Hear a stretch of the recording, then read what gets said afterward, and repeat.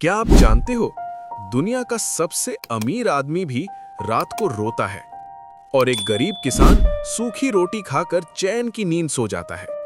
एक के पास सोने की थाली है, दूसरे के पास टूटी हुई पत्तल। लेकिन हैरानी की बात यह है, खुश कौन है? आज की कहानी सिर्फ एक किसान और एक सेठ की नहीं है। ये कहानी है सुख कहाँ रहता है इसकी सच्चाई की। और जब इस सवाल का जवाब देने खुद गौतम बुद्ध सामने आए, तो एक अमीर आदमी की पूरी जिंदगी बदल गई। आखिर ऐसा क्या कहा बुद्ध ने, जिसने धनवान को गरीब और गरीब को सबसे अमीर साबित कर दिया? सुबह का समय था। गांव पर हल्की सुनहरी धूप उतर रही थी। खेतों पर ओस की बूंदें मोती की तरह चमक रही थी। दूर कहीं गायों की घंटियां बज रही थीं और मिट्टी की सोंधी खुशबू हवा में घुली हुई थी। उसी छोटे से गांव के किनारे एक टूटी सी झोपड़ी थी, जिसके बाहर एक दुबला पतला किसान अपने पुराने हल को ठीक कर रहा था। कपड़े साधारण थे, पैरों में चप्पल भी नहीं, लेकिन चेहरे पर ऐसी शांति थी जैसे दुनिया का कोई बोझ उसे छू भी न सकता हो। उसकी पत्नी चूल्हे पर रोटी सेक रही थी। बच्चे पास बैठकर हंस रहे थे। घर में धन नहीं था, पर अपनापन भरा हुआ था। किसान ने मुस्कुराकर आसमान की ओर देखा और बोला, हे प्रकृति माँ, आज भी मेहनत का मौका देना। उसके स्वर में शिकायत नहीं, आभार था। उसी समय गांव से कुछ दूर पक्की सड़क के पास एक विशाल हवेली खड़ी थी। ऊंची दीवारें, लोहे का बड़ा फाटक, अंदर नौकरों की भाग दौड़। ये हवेली उस इलाके के सबसे अमीर सेठ की थी। सोने चांदी के बर्तन, रेशमी कपड़े, स्वादिष्ट भोजन, सब कुछ था उसके पास। पर उस सुबह भी वो अपने बड़े कमरे में बैठा था, माथे पर चिंता की लकीरें। वो अपने मुनीम पर चिल्ला रहा था, कल के हिसाब में 200 रुपए कम क्यों हैं? सब चोरी करते हैं, किसी पर भरोसा नहीं। उसके पास धन बढ़ता जा रहा था, पर मन में डर भी उतना ही बढ़ता जा रहा था। रात भर वो सो नहीं पाया था। कभी उसे चोरी का डर लगता, कभी नुकसान का, कभी बीमारी का। उसकी आंखों के नीचे काले घेरे थे, जैसे नींद उससे रूठ चुकी हो। उधर किसान खेत की ओर निकल पड़ा। रास्ते में वो पेड़ों को देखता, पक्षियों की आवाज सुनता और धीरे धीरे गुनगुनाता चलता। उसे ये चिंता नहीं थी कि आज फसल कितनी होगी। वो जानता था, जितनी मेहनत करेगा उतना मिलेगा, और जितना मिलेगा उतना काफी होगा। दोपहर तक सूरज तेज हो गया। किसान पसीने से भीग गया, पर उसके चेहरे की मुस्कान कम नहीं हुई। उसने खेत के किनारे बैठकर अपनी पोटली खोली। उसमें 2 सूखी रोटियां और थोड़ा सा नमक था। उसने हाथ जोड़कर कहा, मेहनत की कमाई है, भगवान का प्रसाद है, और बड़े आनंद से खाने लगा। उसी समय सड़क से सेठ की सवारी गुजर रही थी। घोड़े, नौकर, छाता पकड़े आदमी, पूरा ठाठ। सेठ की नजर अचानक खेत के किनारे बैठे किसान पर पड़ी। उसने देखा, गरीबी साफ दिख रही है, पर चेहरा संतुष्ट है। सेठ ने भौहें सिकोड़ ली। रथ रोको, उसने आदेश दिया। वो नीचे उतरा और किसान के पास गया। किसान तुरंत खड़ा हो गया, हाथ जोड़कर बोला, आइए मालिक, धूप तेज है, यहाँ पेड़ की छांव में बैठ जाइए। सेठ ने आश्चर्य से पूछा, तुम मुझे जानते भी नहीं, फिर भी इतनी इज्जत? किसान मुस्कुराया, आप अतिथि हैं, और अतिथि में भगवान का वास होता है। सेठ बैठ गया। रात गहराने लगी थी। गांव में धीरे धीरे चूल्हों की आंच बुझ रही थी। आकाश में तारे ऐसे चमक रहे थे जैसे किसी ने काले कपड़े पर चांदी के कण बिखेर दिए हों। किसान अपनी झोंपड़ी के बाहर चारपाई पर लेटा था। दिन भर की मेहनत के बाद शरीर थका था, लेकिन मन शांत था। उसकी पत्नी बच्चों को कहानी सुना रही थी और बच्चे हंसते हंसते सो गए। किसान ने आंखें बंद की और कुछ ही पलों में गहरी नींद में डूब गया। उसी समय दूर हवेली में रोशनी अब भी जल रही थी। सेठ अपने बड़े बिस्तर पर करवटें बदल रहा था। खिड़कियां बंद थीं, दरवाजे बंद थे, तिजोरियां बंद थीं, फिर भी उसका मन खुला नहीं था। हर आहट उसे चौंका देती। उसे लगता जैसे कोई चोरी करने आया हो। कभी उसे अपने व्यापार का नुकसान याद आता, कभी किसी पुराने झगड़े की चिंता। वो उठकर बैठ गया, पानी पिया, फिर भी बेचैनी कम नहीं हुई। उसने सोचा, इतना धन कमाया, पर चैन की नींद तक नहीं खरीद पाया। सुबह हुई। किसान सूरज निकलने से पहले उठ गया। उसने आंगन बुहारा, हाथ मुंह धोया और हाथ जोड़कर आसमान की ओर देखा। आज भी मेहनत करने की ताकत देना, उसने कहा। उसके पास योजनाएं नहीं थीं, उम्मीदें नहीं थीं, बस आज का काम था। हवेली में सेठ देर से उठा। रात भर की अधूरी नींद से सिर भारी था। नौकरों ने नाश्ता सजाया, लेकिन उसका मन खाने में नहीं लगा। उसने झुंझलाकर थाली दूर कर दी। कुछ भी अच्छा नहीं लगता, वो बुदबुदाया। दिन चढ़ा तो सेठ को अचानक किसान की याद आई, वही आदमी जो सूखी रोटी खाकर मुस्कुरा रहा था। सेठ ने घोड़ा मंगवाया और अकेले ही गांव की ओर निकल पड़ा। खेत में किसान हल चला रहा था, पसीना बह रहा था, लेकिन चेहरे पर वही शांति थी। उसने सेठ को आते देखा तो हल रोक कर बोला, आइए मालिक, आज फिर धूप में कैसे आना हुआ? सेठ कुछ पल चुप रहा, फिर बोला, मुझे तुमसे कुछ पूछना है। तुम थकते नहीं? तुम्हें डर नहीं लगता कि अगर फसल खराब हुई तो क्या होगा? किसान ने हल का मूठ पकड़े पकड़े कहा, डर तो हर किसी को लगता है मालिक, पर मैं उसे दिल में घर नहीं बनाने देता। जो होगा देखा जाएगा। आज मेहनत कर सकता हूं, वही मेरा काम है। सेठ ने पूछा, और अगर सब खो गया तो? किसान मुस्कुराया, जब कुछ था ही नहीं तब भी तो जी रहे थे, फिर से मेहनत करेंगे। जीवन चीजों से नहीं, हिम्मत से चलता है। सेठ ये सुनकर चुप हो गया। उसके लिए धन खोना दुनिया खत्म होने जैसा था। इस किसान के लिए मेहनत ही असली सहारा थी। दोपहर में दोनों पेड़ के नीचे बैठे। किसान ने फिर अपनी पोटली खोली। आज भी वही साधारण खाना था। उसने आधी रोटी तोड़कर सेठ की ओर बढ़ाई। लीजिए मालिक, साथ खाइए। सेठ हिचकिचाया। उसने कभी ऐसा भोजन नहीं खाया था, पर जाने क्यों उसने रोटी ले ली। एक कौर मुंह में रखा। स्वाद साधारण था, पर किसान की सादगी ने उसे भीतर कर छू लिया।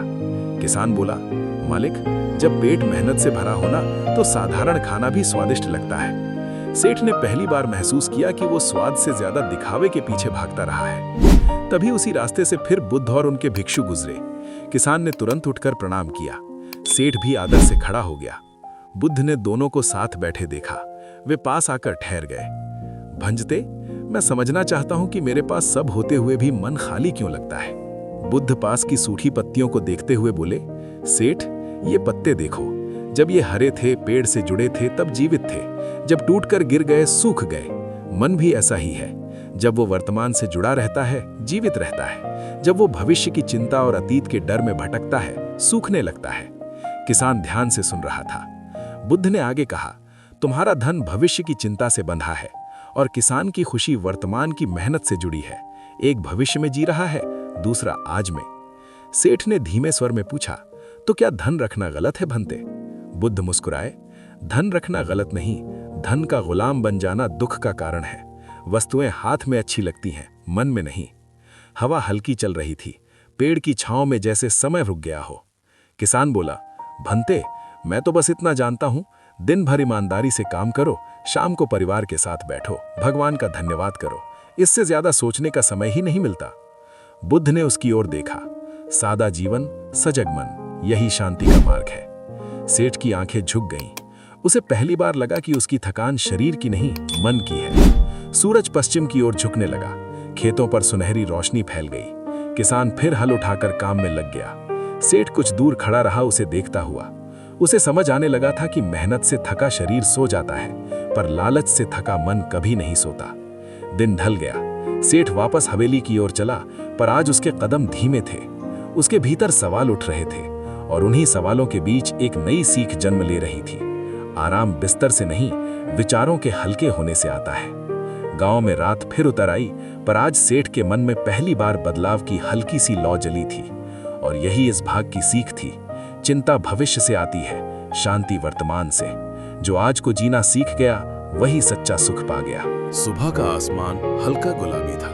खेतों के ऊपर धुंध की पतली चादर तैर रही थी। किसान अपने बैलों को सहला रहा था। उसने उनके गले में बंधी घंटियां ठीक की और प्यार से बोला, चलो साथियों, आज फिर धरती माँ की सेवा करनी है। उसके स्वर में अपनापन था, जैसे वो पशुओं से नहीं, अपने परिवार से बात कर रहा हो। उधर हवेली में सेठ जल्दी उठ गया था। रात को उसे थोड़ी नींद आई, पर बीच बीच में किसान और बुद्ध की बातें याद आती रही। आज उसके मन में अजीब सी खिंचाव थी, जैसे कुछ उसे खेतों की ओर बुला रहा हो। उसने बिना ज्यादा शोर शराबे के बस एक नौकर को साथ लिया और गांव की राह पकड़ ली। खेत में किसान हल चला रहा था। मिट्टी पलटते समय उसकी सांसें गहरी थीं, पर चेहरे पर संतोष था। सेठ कुछ दूर खड़ा देखता रहा। उसे समझ नहीं आता था कि इतनी मेहनत के बाद भी ये आदमी दुखी क्यों नहीं दिखता। किसान ने सेठ को देखा तो हाथ हिलाया, मालिक आइए, आज खेत की मिट्टी भी आपका स्वागत कर रही है। सेठ हल्की मुस्कान रोक नहीं पाया। वो पास आया, तुम रोज इतना काम करते हो, थकते नहीं? किसान ने हल रोक कर कहा, थकान तो होती है मालिक, पर वो मीठी होती है। जैसे बच्चे खेलकर थकते हैं, शरीर थकता है, मन खुश रहता है। सेठ ने गहरी सांस ली। मेरी थकान अलग है, शरीर आराम करता है पर मन थक जाता है। किसान ने सीधी बात कही, शायद आपका मन हमेशा दौड़ता रहता होगा, दौड़ते दौड़ते कोई भी थक जाएगा। इतने में रास्ते पर फिर वही शांत कदमों की आहट सुनाई दी। बुद्ध अपने भिक्षुओं के साथ धीरे धीरे चल रहे थे। उनके चेहरे पर वही स्थिर शांति थी। किसान ने तुरंत हाथ जोड़ लिए। सेठ भी सम्मान में खड़ा हो गया। बुद्ध पास आए। उन्होंने सेठ की आंखों में देखा। आज मन कैसा है सेठ? सेठ ने सच स्वीकार किया। भंते, पहले से थोड़ा हल्का है पर भीतर अभी भी बेचैनी है। बुद्ध पास के खेत की ओर इशारा करके बोले, किसान बीज बोता है तो क्या वो उसी दिन फल की चिंता करता है? सेठ ने सिर हिलाया। नहीं भंते, उसे इंतजार करना पड़ता है। और क्या वो रोज बीज खोद कर देखता है कि उगाया नहीं? नहीं भंते, ऐसा करेगा तो बीज नष्ट हो जाएगा। बुद्ध मुस्कुराए। फिर तुम अपने कर्मों के बीज के साथ ऐसा क्यों करते हो? काम करते ही फल की चिंता, धन कमाते ही उसके खोने का डर, यही तुम्हारी बेचैनी का कारण है। सेठ चुप हो गया। उसे लगा जैसे किसी ने उसके मन का राज खोल दिया हो। किसान भी सुन रहा था। उसने विनम्रता से कहा, भंते, मैं तो बस बीज डालता हूँ और भरोसा करता हूँ कि प्रकृति अपना काम करेगी। बुद्ध बोले, यही श्रद्धा है। कर्म करो पर फल से चिपको मत। जब मन पकड़ छोड़ देता है तभी शांति आती है। हवा में हल्की सरसराहट थी। खेतों की बालियां झूम रही थीं। सेठ ने धीमे स्वर में पूछा, भंते, अगर मैं परिणाम की चिंता छोड़ दूं तो क्या मैं लापरवाह नहीं हो जाऊंगा? बुद्ध ने कहा, नहीं सेठ, चिंता छोड़ना लापरवाही नहीं, स्पष्टता है। जब मन डर से मुक्त होता है तब काम और बेहतर होता है। डर निर्णय को धुंधला करता है, शांति उसे साफ करती है। सेठ की आंखें नम हो गई। मैंने हमेशा धन को सुरक्षा समझा पर वही मेरे डर का कारण बन गया। बुद्ध ने उत्तर दिया, धन साधन है, साध्य नहीं। जब साधन ही लक्ष्य बन जाए तो जीवन का रास्ता खो जाता है। किसान ने हल उठाया और बोला, भंते, मैं समझ गया, मेहनत मेरा धर्म है, बाकी प्रकृति पर छोड़ देना ही शांति है। बुद्ध ने उसे आशीर्वाद दिया। जो अपना कर्म ईमानदारी से करता है और फल को जीवन पर छोड़ देता है वही सच्चा साधक है, चाहे वो किसान हो या राजा। सूरज ऊपर चढ़ाया था। सेठ ने किसान के साथ कुछ देर खेत में काम करने की कोशिश की। मिट्टी हाथों में लगी, कपड़े गंदे हुए, सांसें तेज हुई,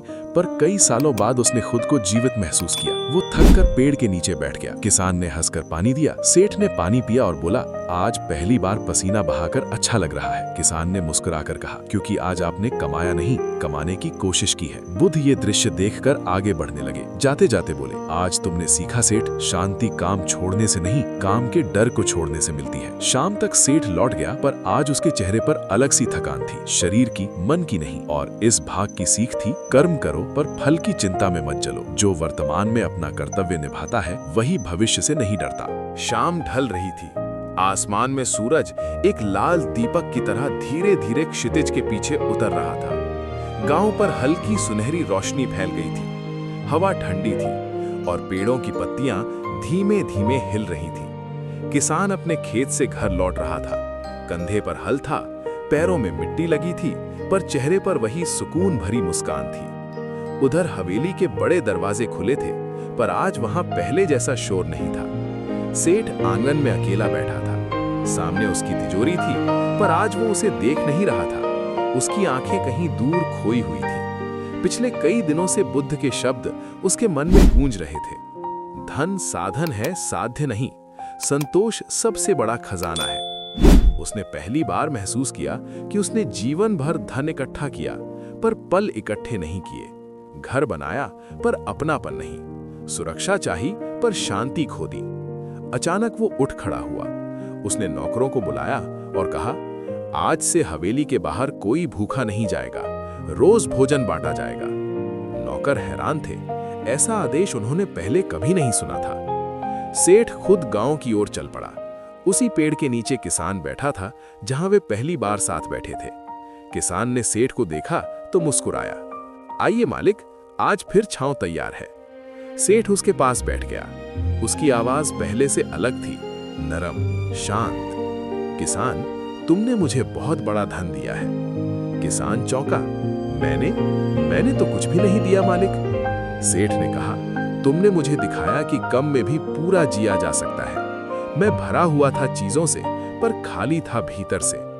तभी दूर से बुद्ध आते दिखाई दिए, जैसे प्रकृति खुद इस पल की साक्षी बनना चाहती हो। दोनों ने झुककर प्रणाम किया। बुद्ध पास आए। उन्होंने सेठ के चेहरे की ओर देखा और मुस्कुराए। आज तुम्हारी आंखों में डर कम है। सेठ ने हाथ जोड़कर कहा, भंते, मैंने समझ लिया है। मैं धन का मालिक नहीं था, धन मेरा मालिक बन गया था। अब मैं उसे सही जगह बहने दूंगा। बुद्ध ने कहा, जब नदी बहती है तो जीवन देती है, जब रुकती है तो सड़ने लगती है। धन भी ऐसा ही है, बांटोगे तो बचेगा, पकड़ोगे तो खो जाओगे। किसान ने धीरे से कहा, भंते, आज मालिक के चेहरे पर वही शांति है जो खेतों में सुबह होती है। सेठ की आंखें भर आईं। भंते, मैंने आज अपने परिवार के साथ बैठकर भोजन किया, सालों बाद हंसी सुनी, रात को शायद नींद भी आ जाए। बुद्ध ने उत्तर दिया, सच्ची संपत्ति वही है जो मन को हल्का करे, जो बोझ बढ़ाए वो संपत्ति नहीं, बंधन है। सूरज पूरी तरह ढल चुका था, आकाश में चांद निकल आया था। तीनों कुछ देर मौन बैठे रहे। उस मौन में शब्दों से गहरी शिक्षा थी। बुद्ध उठे और बोले, याद रखो, सुख पाने की वस्तु नहीं, समझने की अवस्था है। जो संतोष सीख गया उसने जीवन जीत लिया। सेठ और किसान ने झुककर प्रणाम किया। उस दिन के बाद सेठ का घर बड़ा ही रहा, पर दिल भी बड़ा हो गया। किसान का जीवन पहले जैसा ही रहा, पर अब उसकी कहानी पूरे गांव के लिए प्रेरणा बन गई। और इस कथा की अंतिम सीख यही थी, सुख तिजोरी में नहीं मिलता, संतोष में मिलता है। धन से घर सजता है, पर शांति से जीवन। जिसने कितना है से ऊपर उठकर जो है वही काफी है समझ लिया, वही सच्चा धनी है।